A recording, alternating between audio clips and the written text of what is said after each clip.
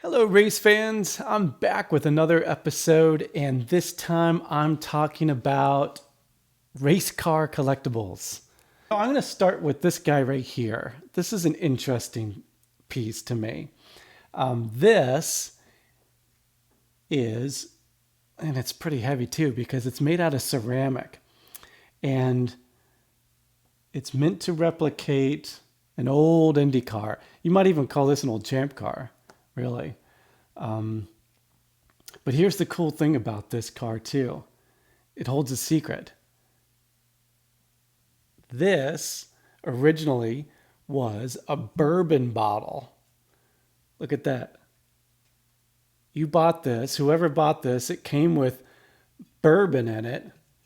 And yeah, you could get a fancy collectible race car after you polished off the bourbon. How funny is that? So here on the sides we have some graphics here. Ezra Brooks, 155-month-old bourbon, Kentucky straight bourbon whiskey, and it's got some cool graphics on the side here. It has Champion spark plugs, Valvoline. Looks like an old USAC logo. Surprisingly, or maybe not surprisingly, but this side is clear of any decals. So it was meant to go on your display shelf on the side. Number 21, which happens to be my birthday, so I thought that was pretty cool. I like it. Now, rarity. Right before I started this video, I looked up to see if there were others online, and I did find a couple. I actually found one that was unopened and had the tax stamp unbroken, and they wanted $80 for it. Some that were empty, like mine here, are right in around the asking price of like $55-$60, which isn't bad for a 70. This came out in the 70s. It has a stamp here, 71, so it could have been 71, 72, 73, somewhere around in there. I think it's pretty cool. I actually found this at one of those, you go down to the main streets and you go into those little collectible stores. This was sitting on a shelf. I thought it was pretty cool. I think I paid like $5 for it. And as we all know, or should know, asking price is different from sale price. So just because somebody's asking $80 for it doesn't mean they're going to get it. I wish them the best, though. I don't think I'd sell this for $80 just because I like it. I like all my stuff. I'm not into this for the sales per se, right?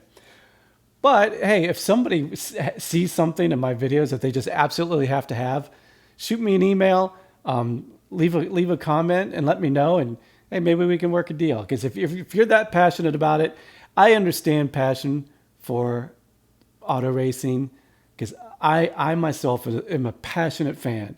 So if you see something that I have that you just have to have, and it's going to complete your collection, by all means, let me know, and we'll start those talks, and we'll make it happen. Trust me. So yeah, after that, let's jump into a couple of these guys. Here I have in cases here. This is an Onyx-made Formula One car. It's the Senna Williams-Renault 1994. This is the car that ultimately and tragically Senna passed away in. Yeah. It's a nice detailed model, smaller scale. Not much to say about it.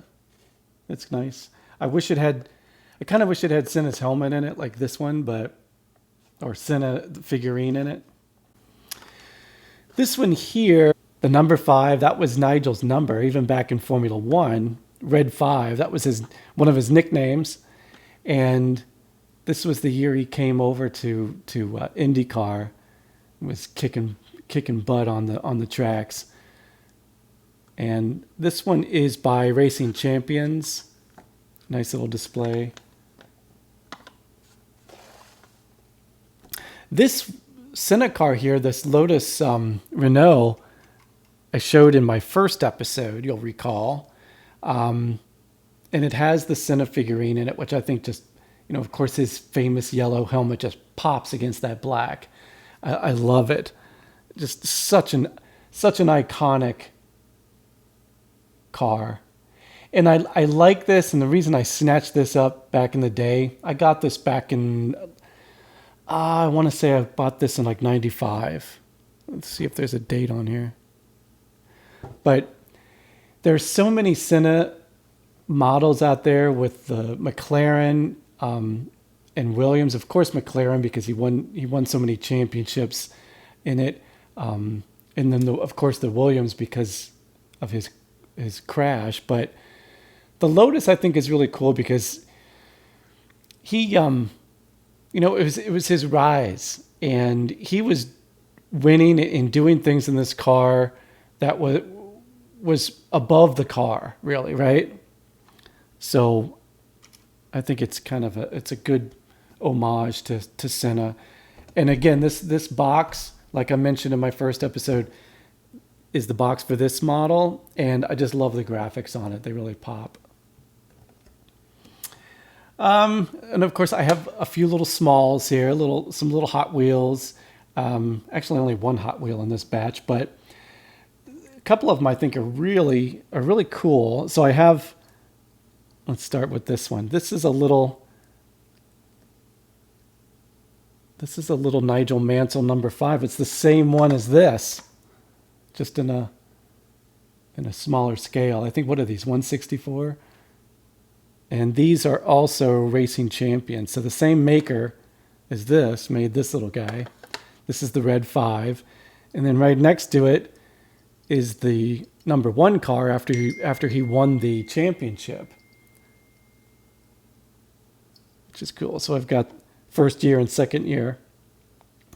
And then this same basic livery, the Newman Haas Texaco car. This was Mario Andretti's car, though, the number 6. Pretty cool. I like this one, too. This is Shell Reynard from the same era. This was driven by Brian Herta. Pretty sure it's Brian Herta, number 28. And this one from the same era, 95-ish, 95, 96. This is the MyJack car, driven by Alessandro Zampedri. You may recall him, Italian driver. He actually had a bad crash on the last lap of the Indy 500 in 96. Was it 96? Yeah. I think it was 96. It might have been 95, maybe 96. Last lap of the last corner, him and Salazar got into it, and he went up in the fence. Horrible crash, but luckily he managed to just have some bad injuries to his feet and ankles. He ended up going back to Europe and racing in sports cars and winning a championship there. So good for him. So yeah, a couple of smalls there. So let's go to some larger cars here. Let me pull this guy over here. This is pretty cool. Can you see that? Not quite, huh? Remember this? This was Bobby Rahal's Miller Genuine Draft car. And this dates back to, it's got a stamp on it of 1998. This is a bar light that goes, you hang it on a wall. And check this out. Boop. Come on now. There you go. It still works. I've never even changed the bulb in it. Pretty cool. I looked for these online, and I actually didn't find a single example of this. So maybe kind of rare. Maybe I'm just not looking at the right time. Who knows? Do you have one? If so, let me know. Have you seen them? It's pretty cool. So what else? Let's see. This is a funny little piece.